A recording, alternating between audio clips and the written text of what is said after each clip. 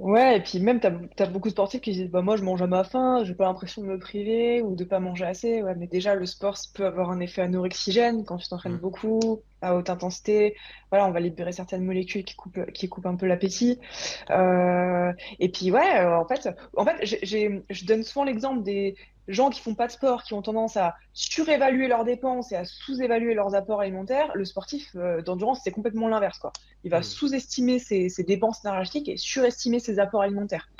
Et ça peut aller très vite, hein. Niveau apport calorique, c'est pas compliqué d'être à 3 4 000 quand tu fais de dépenses énergétiques quand tu fais des sports d'endurance. Ouais, non, clairement.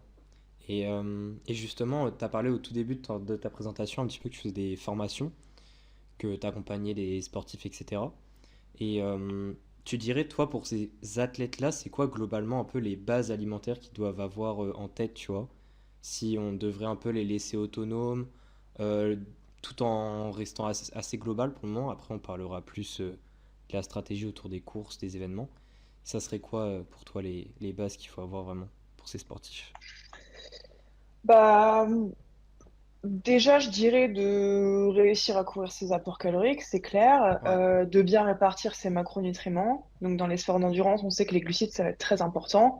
Donc, de réussir à avoir assez de glucides, assez de protéines aussi, parce que souvent, les triathlètes, les coureurs pensent que les protes, c'est pour les gars qui font de la muscu et que eux, on s'en fout un peu, alors que non, c'est presque aussi important, j'ai envie de dire. Enfin, tu vois, la fourchette protéines pour les sports d'endurance, on est à 1,2, 1,6 et plus proche de 1,6 quand même si tu t'entraînes beaucoup que d'1,2, quoi. Ouais. Qui finalement n'est pas loin de quand tu fais du fitness ou quoi.